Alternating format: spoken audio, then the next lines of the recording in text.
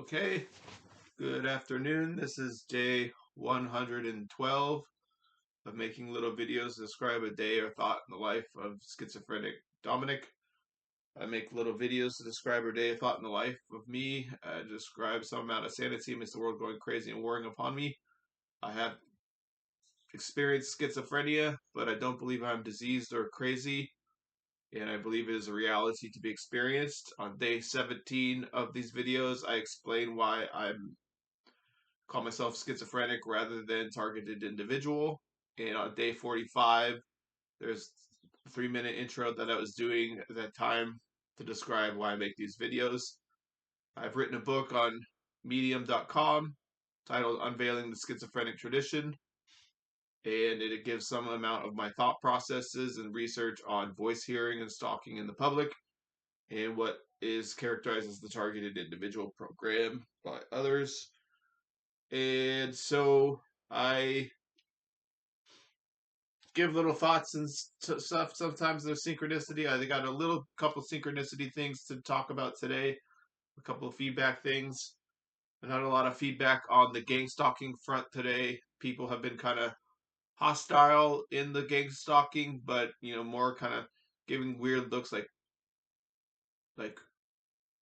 stuff like that. Where everywhere I go and looking at me, a lot of macho men trying to stare me down and stuff like that. So okay. Yeah, things like that. I don't know. It's like going more fascist bent in the public or whatever.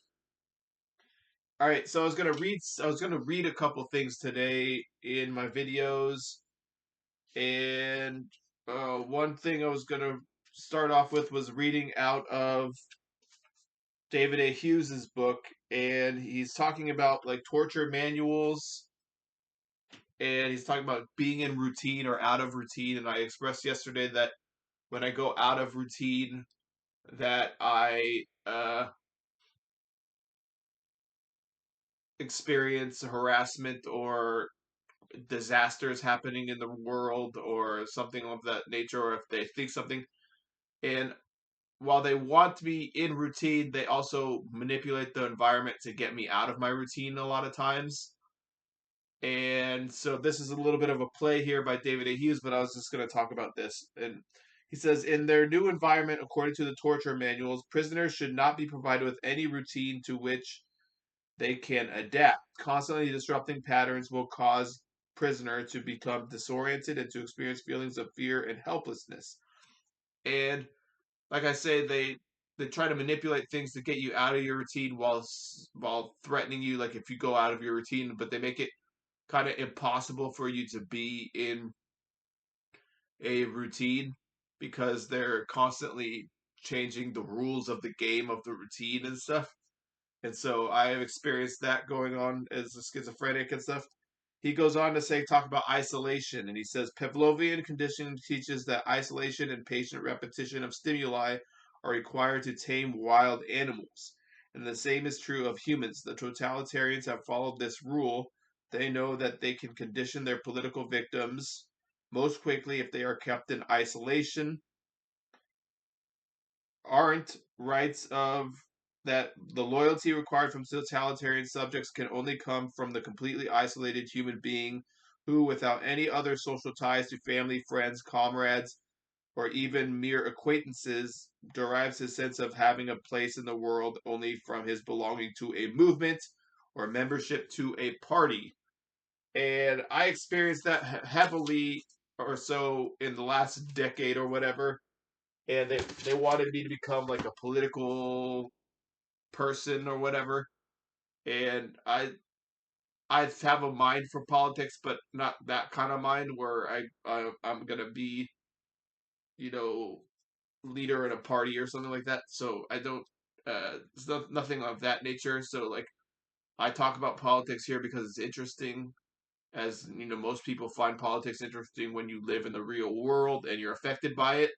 So or you see other people affected by it. So but I'm not like they want, like I said in the earlier videos, they wanted me to become like a political leader and stuff like that, and while at the same time making it impossible to participate in politics. So that was also kind of they sold it to people like, oh, harass that guy and make his life miserable because that will be a way for him to become a political leader. And then at the same time, they were making it impossible to participate in politics, you know. And so it was just like it's one of the schizophrenic things. They take your kneecaps off and tell you to run a race. And it's schizophrenics have always talked about this throughout time, and how they make it impossible to do this thing, but there's this big thing you have to do. And so I talk about that here a little bit. So I was just talking about in the isolation. And so one of the things they do is they isolate you as a person while saying like, oh, go out there and live your life and blah blah blah and all this, but they're manipulating things to make you so isolated. And I was just pointing that out. Like schizophrenics are very isolated people because they have a hard time functioning in society because they have all these people being hostile and or just manipulating things and playing weird psychological games with them. And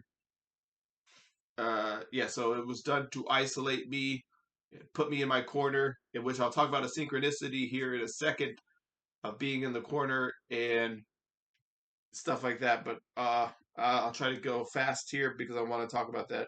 So I want to talk about that about David A Hughes in my book on the earth, becoming earth. It discusses how we have to restore forests, grasslands, and wetlands in order to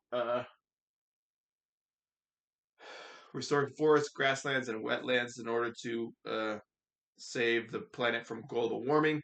And that was a little bit of synchronicity because I read that yesterday and then today.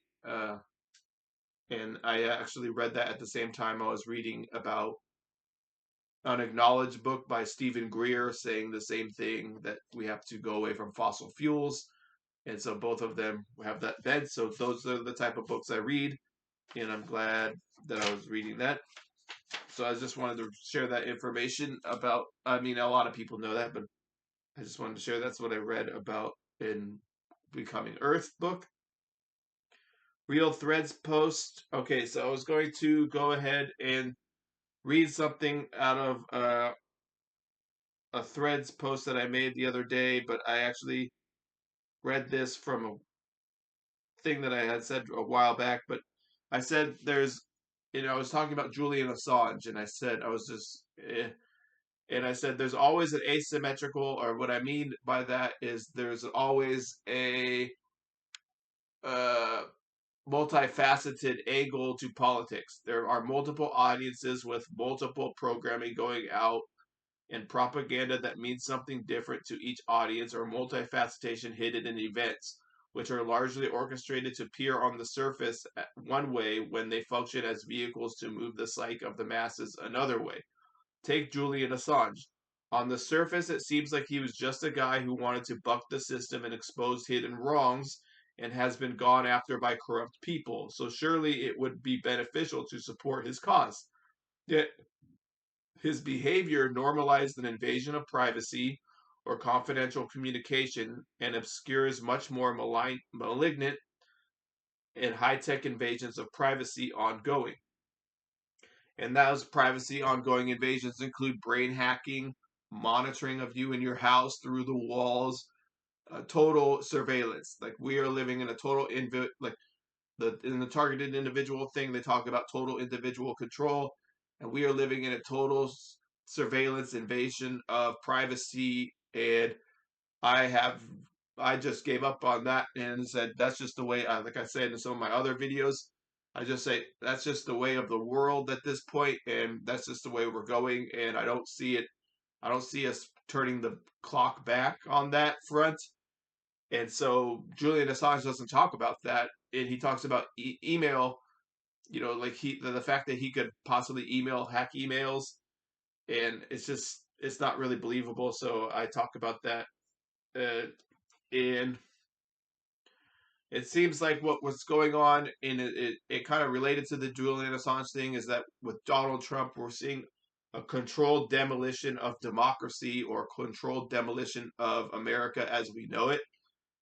And Trump is like picking fights with Harvard and picking fights with immigrants because they're on the outs. They're one is up here, one is down here, and they're they're both good straw man that he can. And not that an immigrant is a straw man or whatever, but like he can line up and punch those people and gets roars from crowds of people in the country because they blame liberal elitists in Massachusetts, or they blame immigrants in the Southwest, or immigrants living in poverty because they're on food stamps or something, or immigrants because they go to the emergency room and receive medical care.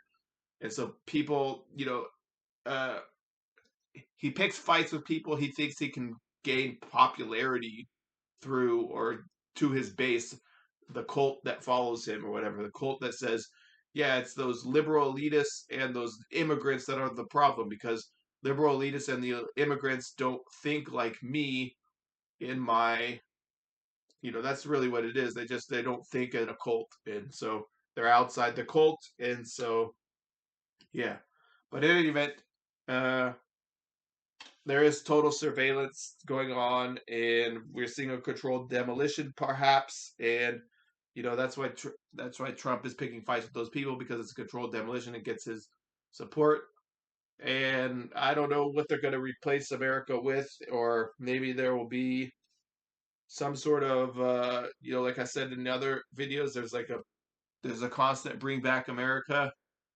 but I don't know. It's almost like Europe has become more American than America.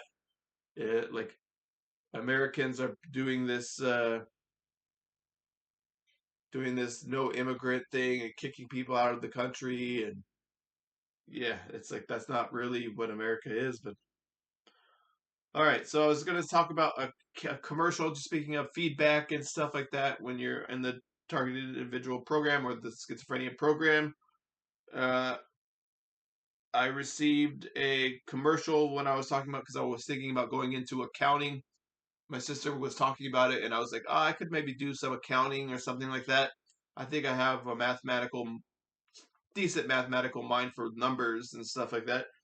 And so I was thinking maybe I could get an accounting degree. And then I got a commercial on my thing that said overworked accountants making mistakes, and it's a commercial called LifeLock. So I was thinking, like, I don't know if maybe that's some feedback. Like they've run the simulation and they said, no, you don't want to go into accounting. So I'm thinking I'm going to stick with the uh, what's that called?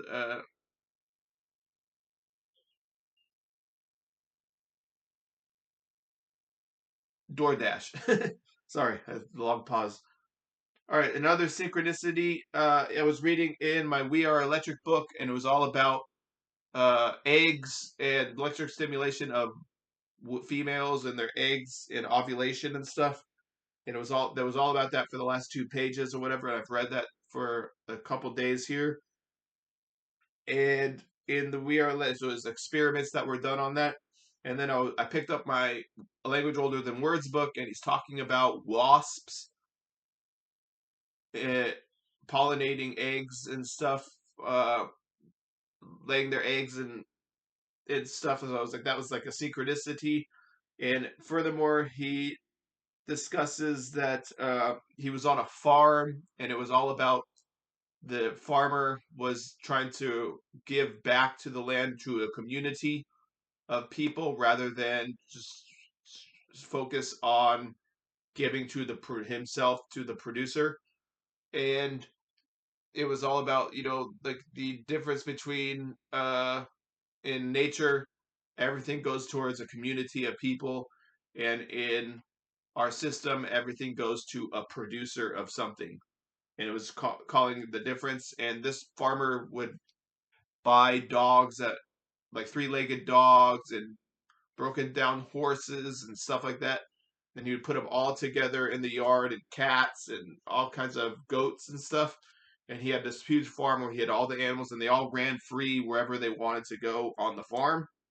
And I thought that was interesting. And he was saying, and this is the synchronicity talking to and from, and he said this spring was pregnant with meaning, and so I thought that was a synchronicity. And he describes, oh, I can't remember the other thing he put in this, but there was a synchronicity to the books, and it's skipping my mind the other thing that was present in this that called attention to me. And I think he was explaining that, like, I can't remember, but he said something about a teacher. Okay, so I gotta stop here.